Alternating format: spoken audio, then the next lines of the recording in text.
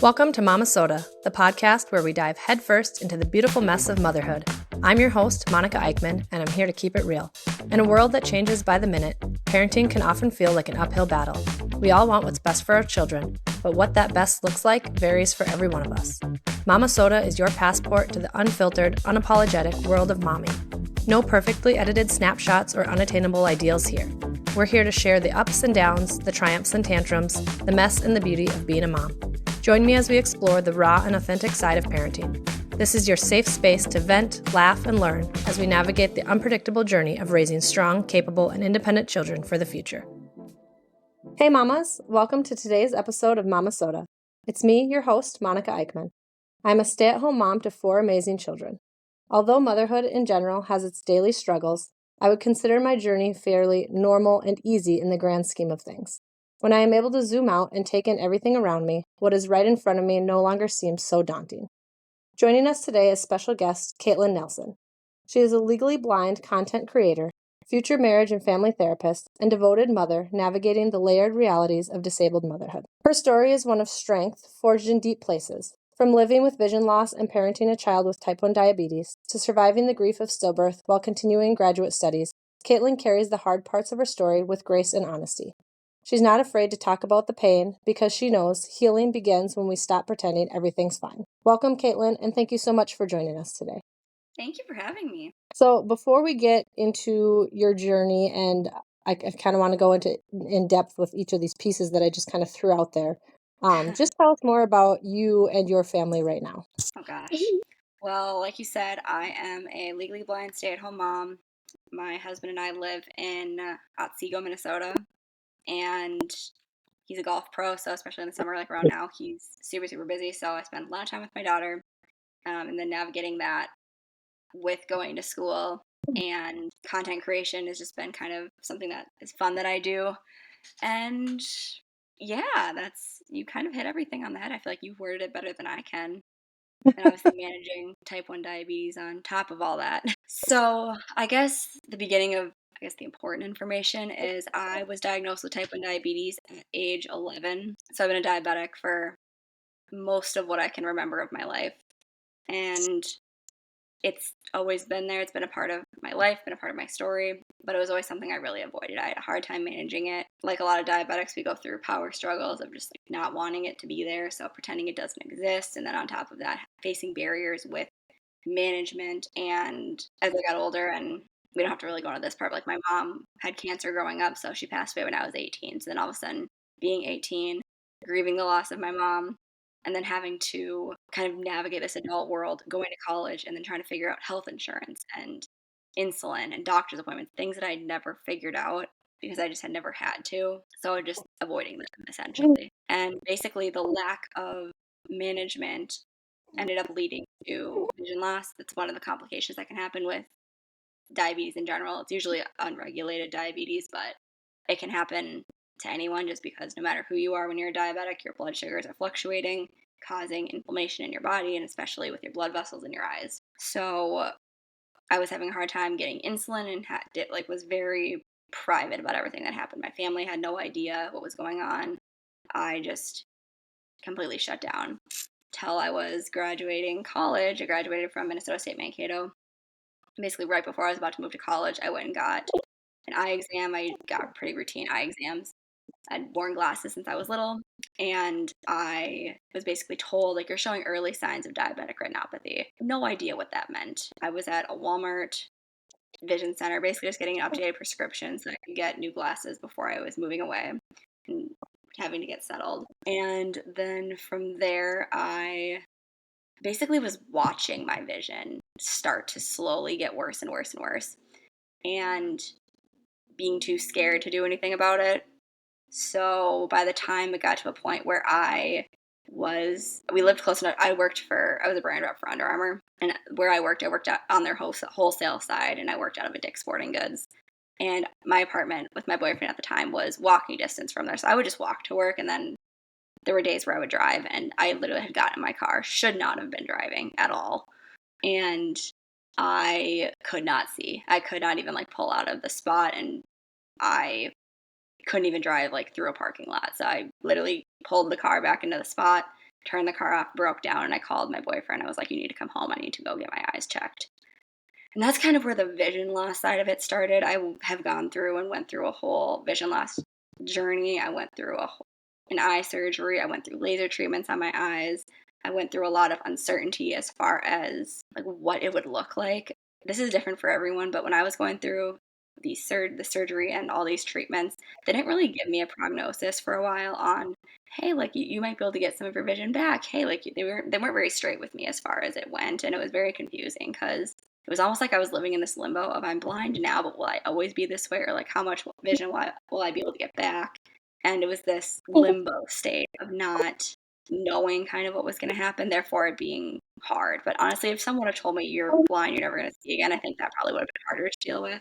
But I ended up moving back to Minnesota and kind of wanting to be somewhere familiar that had familiarity, that I had support. My family, for the most part, lives here. My dad, stepmom, and stepsister all about North Carolina, but my dad comes back here and now they have a place here. But I wanted to be back in familiarity and around friends and family. It just didn't make sense to live out of state anymore. And then with vision loss, I think I was going through a whole career identity crisis because I think it's like 70 to 80% of the visually impaired community is unemployed. And that's not because of lack of wanting to be employed. Almost every person that's disabled who is able to work will want to. It's more about the barriers to working, especially for me as someone who did not grow up with training in like screen readers and accessibility and all these different things. I just really was feeling lost as far as career and so many things. I applied to a bunch of jobs. I wanted to like go get blind tech training, but I also didn't want to because in my mind I was accepting that I was losing my vision and that I was going to be this way. And so there was a fight in my head for a long time on accepting vision loss and kind of avoiding it, kind of like I did with diabetes for a little bit. And it wasn't until I embraced those things that things started to get a lot better. And as far as my career goes, I was a brand rep for Under Armour. My experience was in restaurants and in marketing and in jobs like that, communications jobs, which aren't exactly the most accessible jobs, mainly because a lot of marketing jobs you're doing visual things. And as someone who wasn't trained at the time on doing a bunch of technology, I didn't know if that was going to be the route for me to go. So I actually ended up getting a job in accessibility in March of 2020. And things just finally felt like they were clicking. It felt like it was going to be such a great job for me. It paid solid, like jobs in tech accessibility actually pay really well, and you have a pretty high amount of money you can make. So it's a very niche skill. But as it being March of 2020, I was going to say that 2020. Yep. So I worked there for less than a month and got let go because I was the newest person on the team. And so then I was going through this like, why me? Like I had worked so hard to get a job, and this was feeling like it was the one thing in my life that like I needed money, and I felt like having some sort of purpose to get out of bed and go to work and have this career identity that I had been missing. Because I had worked my whole life. I started working at 15 or 16 and enjoyed working. I enjoyed making my own money. I enjoyed the freedom that brought. So not having that for so long brought me eventually to like being really happy and feeling really emotionally tied to that job, even though I only worked there for a month. And then having to go through this obviously like chaos that was COVID. And through that, I ended up kind of applying to other accessibility jobs, seeing if I could do something remote. And fun fact, a lot of those jobs, if you don't have networks or things in it, you need like masters in computer science. And like this job I was so unqualified for, but they were willing to train me. It was just kind of like I was not qualified to be doing this job at the time. I could have, I think, gotten really good at it, but I had no experience in accessibility. I had never had a corporate job. I am on a certain side of the blind community that does not like fully embrace, like we don't have to get into this, but there's like two sides of the blind community. One side which really lives by this strict set of rules and values, and this other side which doesn't.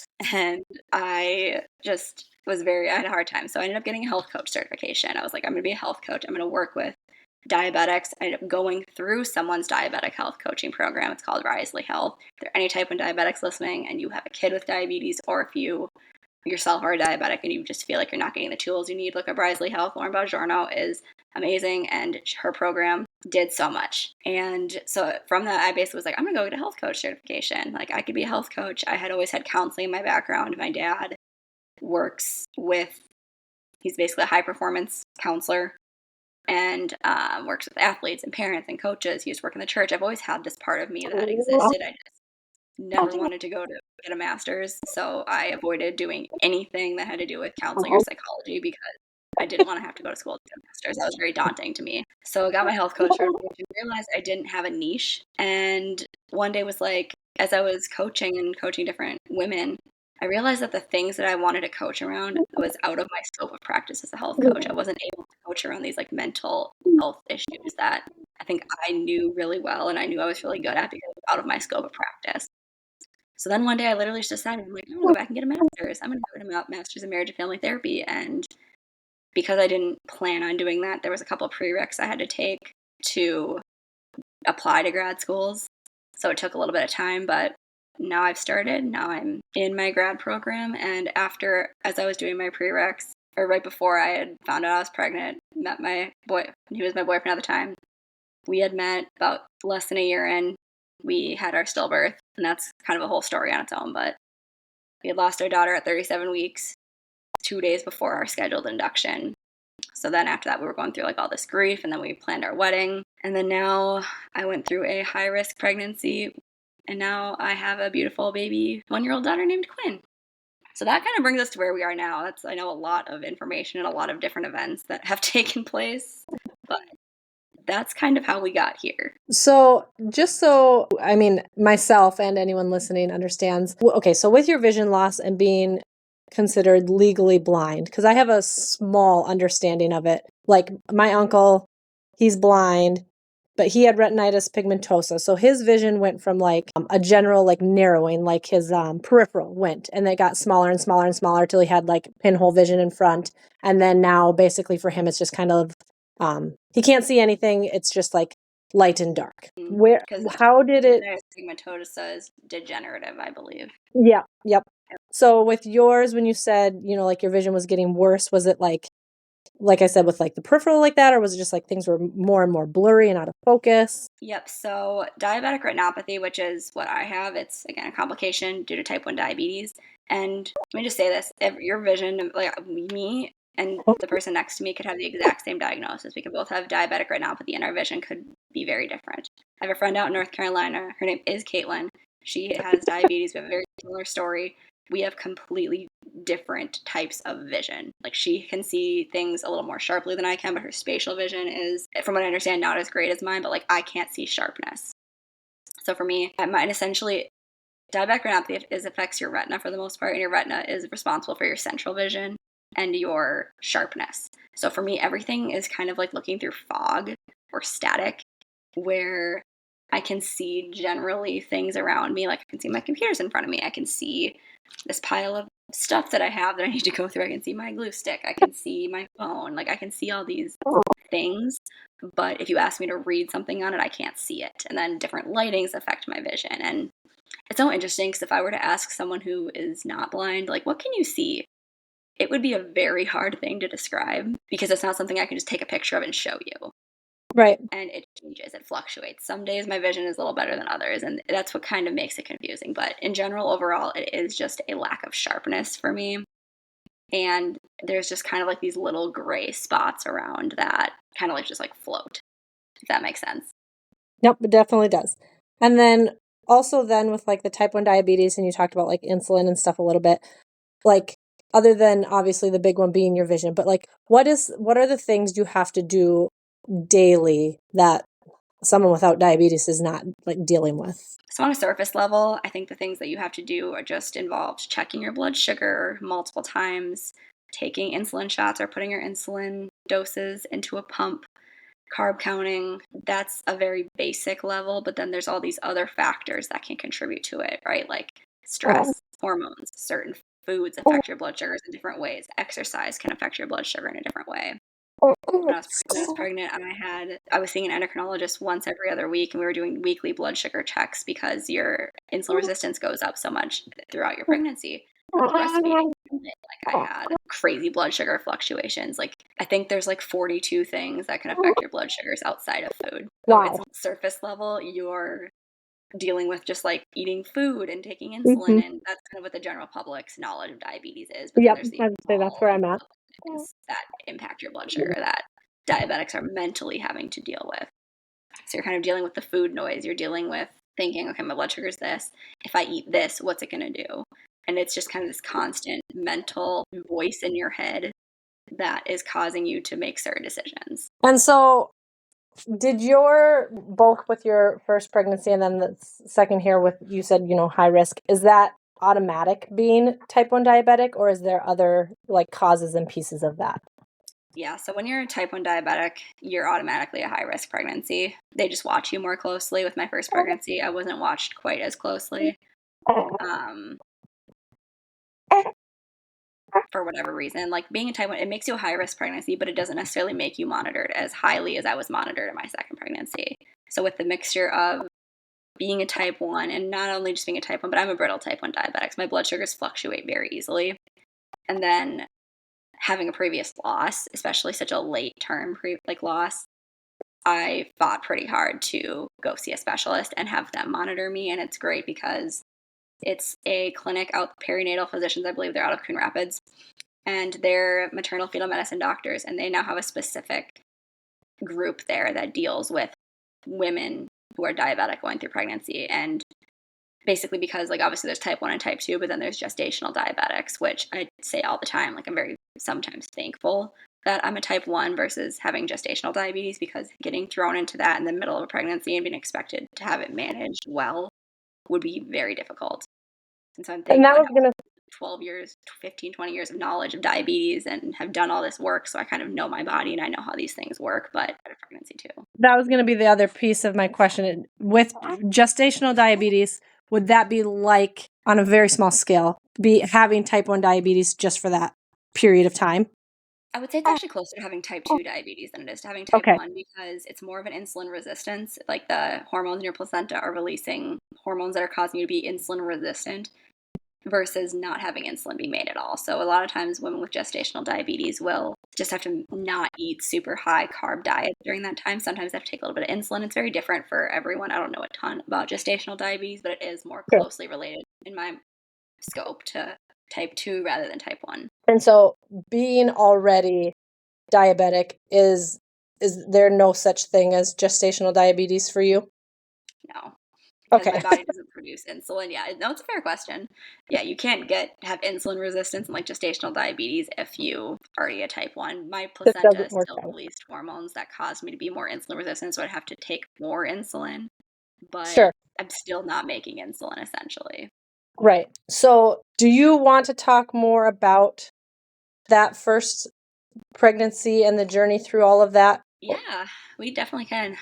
It's kind of, I honestly never talked about this part of my pregnancy because it was such a whirlwind, but I actually didn't even find out I was pregnant until I was like 23 weeks pregnant with pregnancy, which is a wild story. My husband and I, we started dating in October of 2021, and by like February, I was taking a pregnancy test. I hadn't got my period and was like, I should probably take a test. It was negative. And also with type 1 diabetes, period fluctuations aren't completely abnormal. When I was in college, I had not gotten a period for like 6 months, wasn't pregnant. Then I was on birth control, and like my period had always been kind of all over the place, so it wasn't abnormal for me to not get a period. So I really didn't think anything of it. I just took the test as kind of a precaution, and it was negative, so I didn't think anything of it. Then, like, and I've always carried all my weight in my stomach, so that, like, doesn't really help, as I've always, like, kind of been bloated, and, like, I've always, when I'm not super healthy, I generally carry my weight in my stomach. So, like, I just started gaining weight, and I was like, this is odd, and I didn't really, like, notice it, but I did, and then it's so weird. So my husband's niece, or, like, my niece on my husband's side, she would, like, come up to me, and I think it was, like, June, so looking back, I was probably 4 months pregnant, and she was like, there's a baby in there, I was like, No, Auntie Kat's just fat. Like, and her mom felt like so bad. She's like, I'm so sorry. I'm like, no, like it's like, Right, like you can't say that. yeah. And I was like, no, it's fine. Like, I honestly, I did not think anything of it. I was like, yeah, I know. Like, I just those don't fit, whatever. And then as time went on, I just like was not feeling that great. And I'd taken a couple more tests and they kept coming back negative. So I just was like, okay, I'm not pregnant. I'm like, I must just be dying. Like, I don't know. I literally was like, I'm just bloated. I'm just unhealthy. I don't know what it is. Like something's going on, but I don't really know what. But it wasn't affecting my life enough in a way. Like in my mind, I generally just thought I was gaining weight. And now when I look at pictures, like it clearly looks like a little baby bump, but being blind, you don't like notice that. You like feel certain things like that. But if I looked in the mirror, I couldn't like, I just felt like I looked bloated. I didn't like look pregnant. And I I was gonna also say just like, too, when you're watching like daily changes versus like just looking back at a huge jump. yes, exactly. And it was your first pregnancy. So like when you're first pregnant, like you don't pop till later on. Like you just kind of like, you're like, am I bloated or do I have a bump? And so I did not find out I was pregnant until like my first doctor's appointment. We went in and honestly, we were just both hoping it wasn't twins because we were like, okay, so we need to get in soon. Because finally I had taken a test. I was about to go to my friend's bachelorette party. And a couple weeks before that, she had like gotten in a fight with me saying, she's like, I know she's pregnant. Like she was telling, and I was like, no, I'm not. Like I literally was drinking. I had a martini in my hand and I'm like, I'm drinking. I'm not pregnant. Like I'm not lying to you. And she was like really so salty with me and like kind of making comments. I'm like, let's go take a test. We can go take one right now. And looking back, it kind of been really funny if that's how I found out I was pregnant, is I was like taking a test out of spite. And then because I found out I was pregnant. But anyway, so I was going to my friend's bachelorette party, took a pregnancy test. Within like 5 seconds, it comes up as pregnant. And I literally, I lived in a different apartment, but I like looked at the test. My heart just stopped. And I went to the trash and chucked the test down the trash. And I'm like, no. And then it's funny, I literally somehow got locked out of my apartment. And I like go down, like had them let me back in, took another test, and I come back pregnant. I call my friend and I'm like crying on the phone. And she's like, you're pregnant. And I'm like, yeah.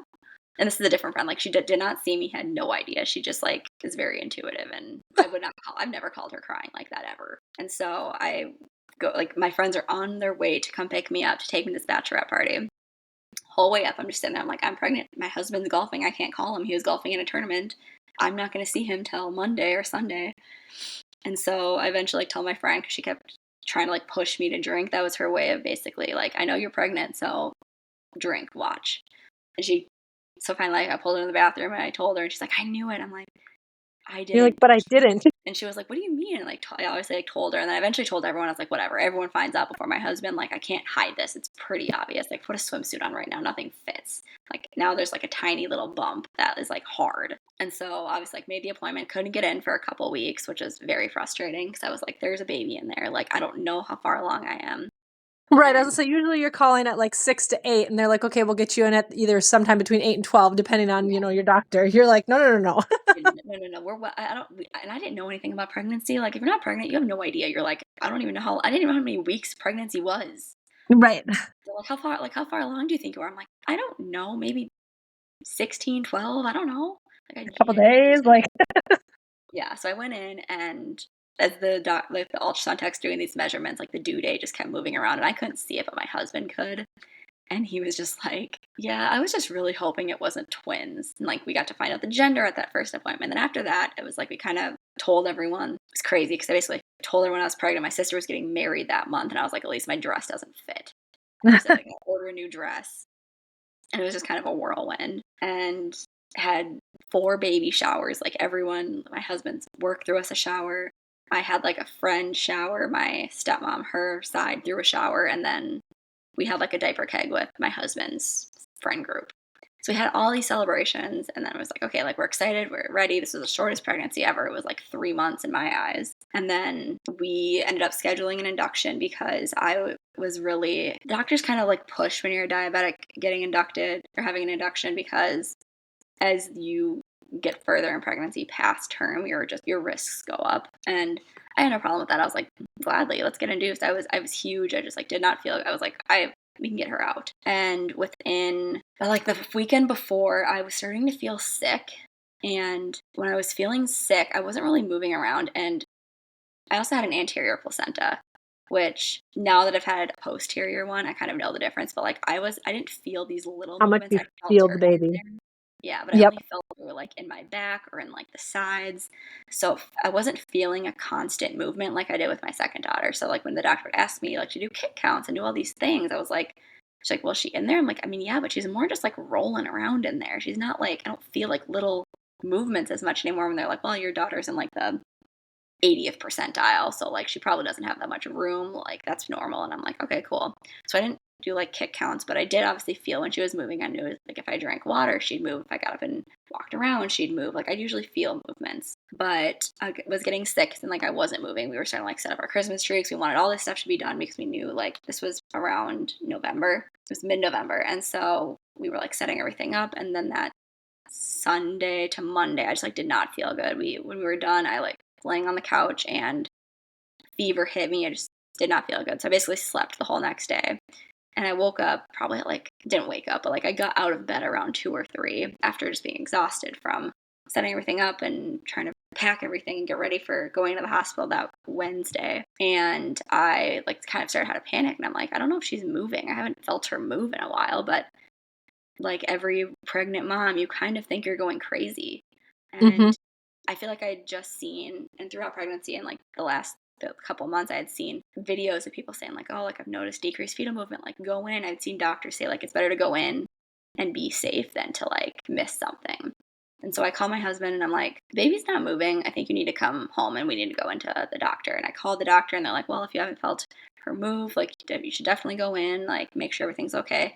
And I genuinely just kind of thought I was being crazy. Like there's part of me that was like, you need to go in, but there was also this part of me that thought I was being crazy. And I think my husband did too. He was kind of like, okay, well, I'm going to come home. Like he worked at the time only like 25 minutes away, but it's kind of like, I'm about to be gone for 2 to 3 weeks. Like, do we really have to do this? And of course he came and we went in and then went into triage and we were basically told that our daughter had passed. And I just think I went into shock because there was no part of me that thought that's what was going to happen. And I think, like, I had no idea what that was going to mean. I just was, like, the whole pregnancy had already been a whirlwind in itself. But I just, like, could not even, like, imagine that that's how the story of her life would end. And so we went in and they had asked me if, like, Maple Grove Hospital, I don't know where you delivered your kids at, but, like, Maple Grove Hospital is the best hospital to deliver a baby at. I told my husband, and I tell everyone, I'm like, I would not deliver anywhere else. And I didn't. I delivered my second daughter there too. But they have a person there who essentially works with the families who are having a stillbirth, basically, who have lost babies. And that was so nice to have because you're all of a sudden you're faced with having to make all these decisions about like, do you want to be inducted or have a C-section? What do you want your birth plan to be? Do you want to hold the baby? Do you want like to still do these things? Like you have to make all these decisions that you were not prepared to make. And you don't really have a lot of time to make them either. And so I basically told them in triage, they're like, okay, so we're obviously gonna have to like deliver the baby. And I was like, can I just go home? Like at this point it was probably like 9 at night, 9 or 10. And I was like, can I just go home and like sleep in my own bed tonight? And then can we come back and do this tomorrow? Which looking back was psychotic.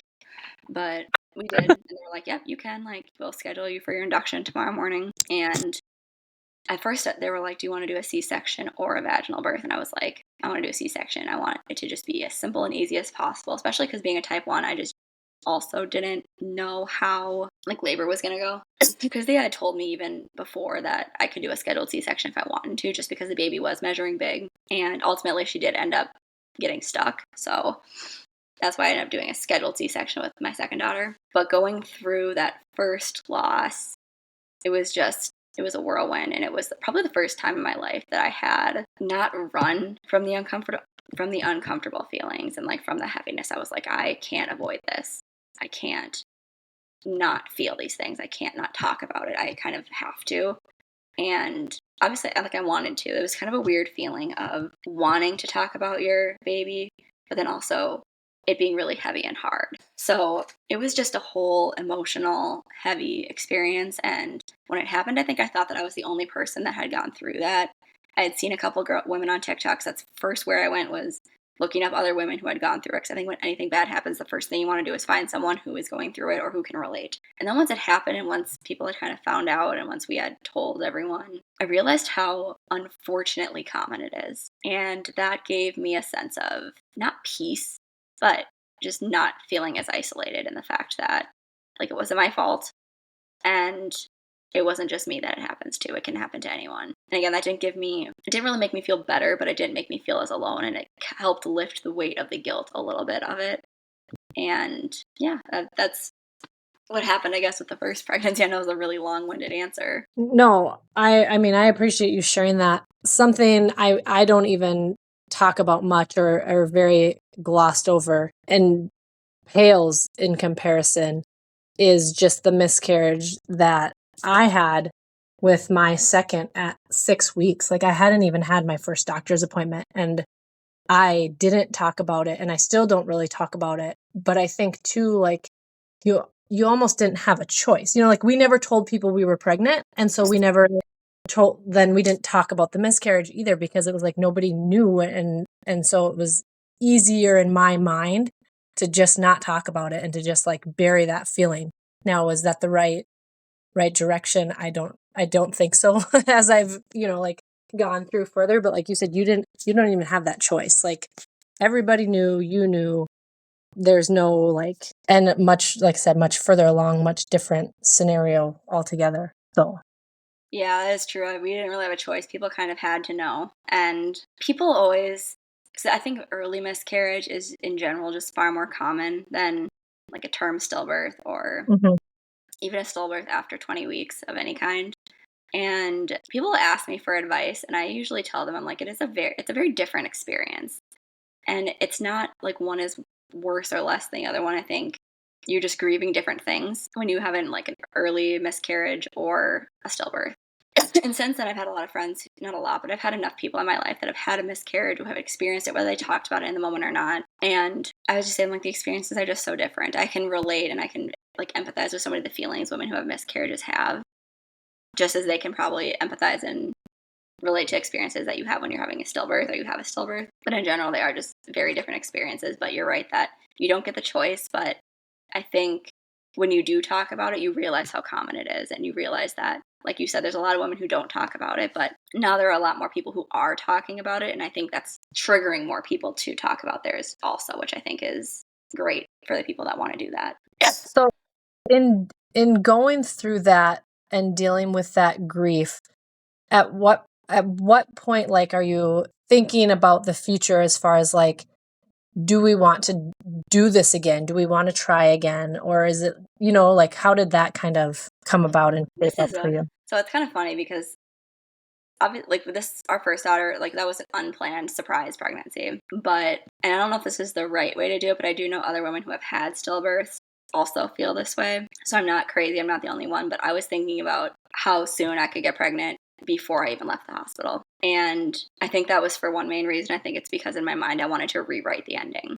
And I wanted to, like, it was my brain's way of wanting to change the outcome, because when you have a stillbirth, and when you have really any pregnancy loss, but in my experience at stillbirth, you are not only grieving like your baby and your child, but you're grieving the whole motherhood experience, at least the motherhood experience you thought you were going to have.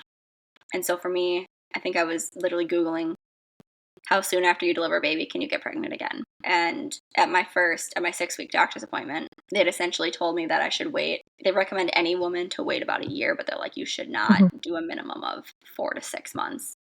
Like, you should not go less than that. You should wait at least 6 months. And I literally broke down in the car on the way home from that appointment, because that felt like such a long ways away. Looking back, it was great timing. We didn't necessarily wait a full year, but it gave us time to plan our wedding, and it gave us time to grieve and like honor our daughter, which just if we would have gotten pregnant at 2 months, it wouldn't have mean we weren't honoring her, but it just kind of gave us that time. It gave us that time as a couple. We had gotten engaged not long before we had our stillbirth, and so it just kind of gave us that time, and it ended up being, like, in ways, perfect timing, because we announced that we were pregnant at our wedding, which we had our wedding on our daughter's first birthday.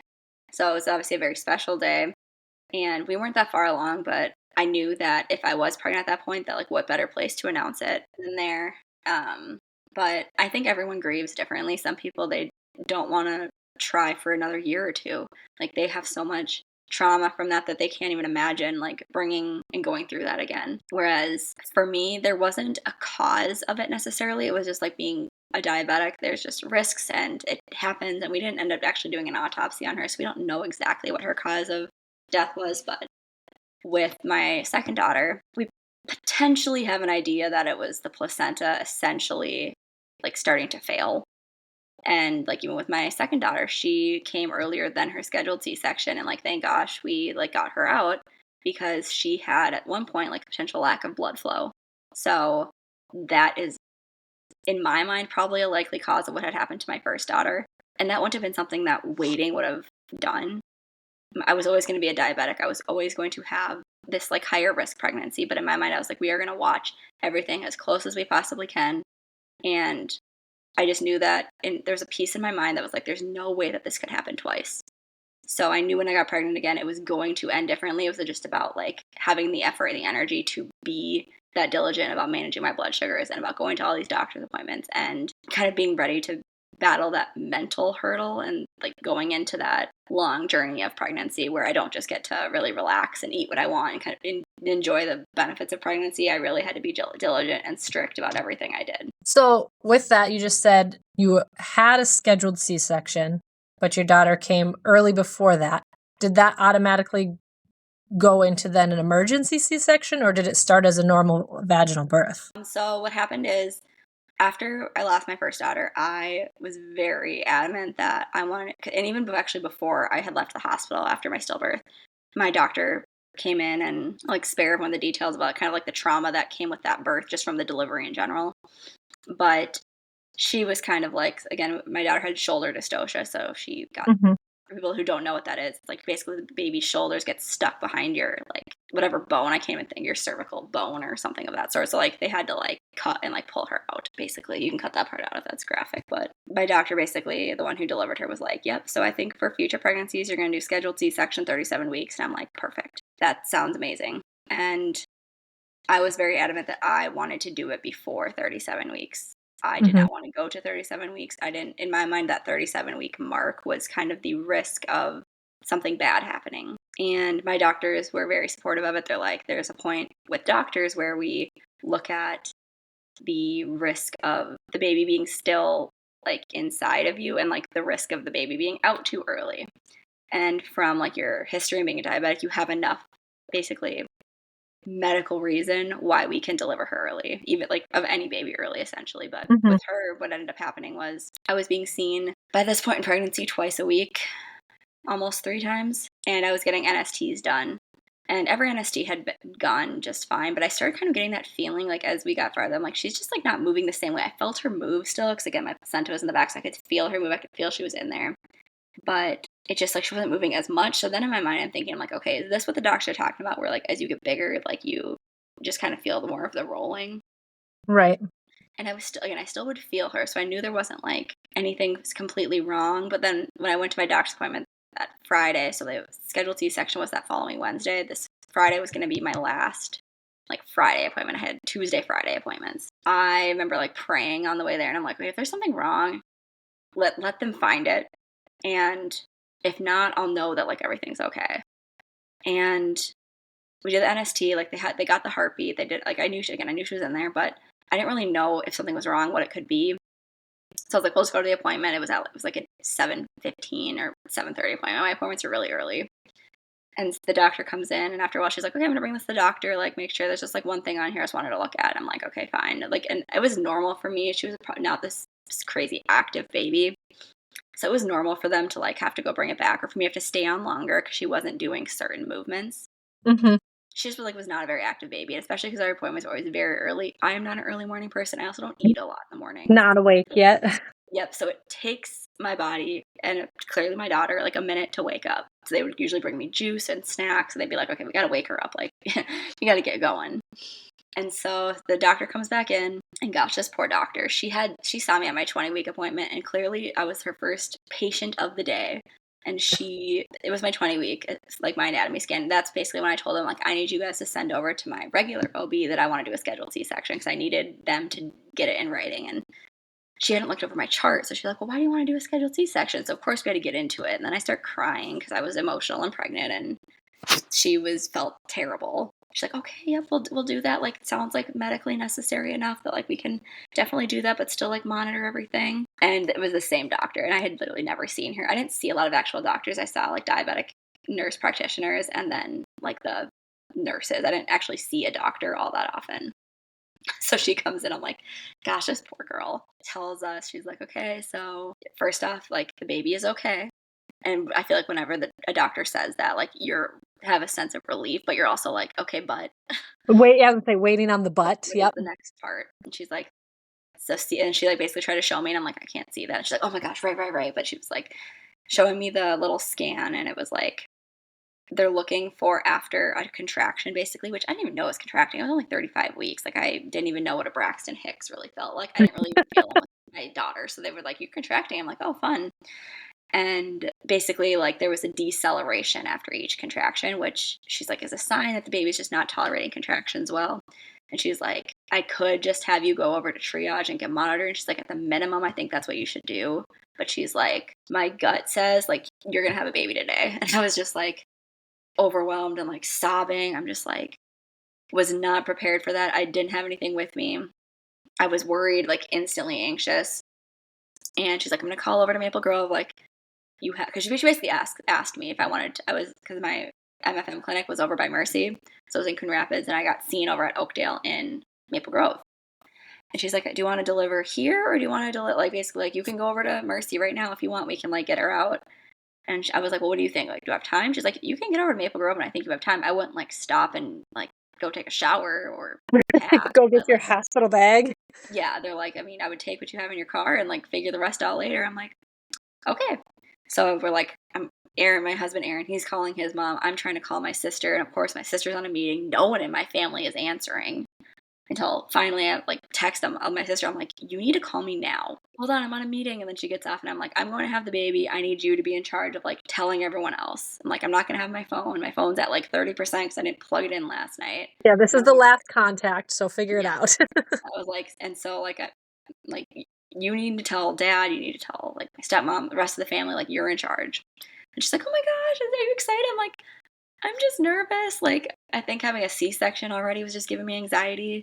But it ended up being what's called an urgent C-section, basically because like they went in, they put the monitor on me as they're prepping me. And it essentially became an urgent C-section due to like the placenta, the baby not tolerating contractions. And the doctor to this day, like, still is like, it's so great we got her out. Like, I think that was obviously the best move. And I'm like, honestly, it wouldn't have taken much. You could have said like, oh, the baby is slightly like anything. And I'd be like, let's get her out now. Right. Like, yeah. So it ended up being an urgent C-section. And to me, that having a C-section in general just made me feel like I had a little bit more control over the situation. Which, looking back, obviously I did not, because my daughter still came early, even at a C-section in 2. Because I was like, oh, cute, I get to pick her birthday, which is funny because like my birthday is the 30th. One of her godparents, her birthday is the 29th. Her grandpa, my husband's dad's birthday is the 28th. My sister's birthday is the 25th. And then my daughter, her birthday is the 24th. So the chance that she wasn't born on anyone else's birthday was actually wild. You're like, you're going to share somebody's birthday. Well, I share a birthday with my dad. My sister shares a birthday with my grandpa. Like, I was like, you're not going to have your own birthday. Even her scheduled C-section, she was going to share a birthday with her godmom. But I was like, well, at least have your own birthday in our family. She said, no. Yeah, exactly. I'm just having my own, Yeah. period. Which is fine. I mean, it worked out well. So, I mean, that's just a whirlwind of experience between the two, and even just differences and similarities between everything. How do you, going through your journey as a mother now, and then, you know, with the loss of your first daughter, how does that shape like how you are joyous in your motherhood, but still hold space for like your grief and that whole piece of things? I've thought about this question a lot, and I think losing my daughter has driven me to be a lot more present with my daughter who's here now. And I think it's because I have such a gratitude for the fact that she's here. I have such a gratitude for the experience that the sorrow is a lot less. Like I don't feel as like heavy in this like same amount of sorrow that I used to. And it's not because I forget about my daughter or I wish she wasn't here. But there's a large part of a mom that heals when they, and I think this is particular if this is your first baby. If you have a stillbirth and you lose your first, I think there's a part of you that heals when you have a successful pregnancy and you have a baby in your arms. So I think there's a lot of me that my daughter just healed. But I think being a mom to both of them looks different. Being a mom to my daughter Annika, who was my first daughter, is holding space to honor her. And it was having the strength to talk about her, talk about my experience, because I think that really set the precedent in my family that it's okay to talk about her. I have had a couple moms who have reached out to me who have gone through stillbirths for various reasons, and they feel very alone and very isolated. And they feel like their families don't talk about it, which every family is different. It's obviously a very heavy topic. And like in my family, I feel like I just made this extra effort to be okay talking about her and wanting to talk about her, because by doing that, it basically gave other people permission to talk about her as well.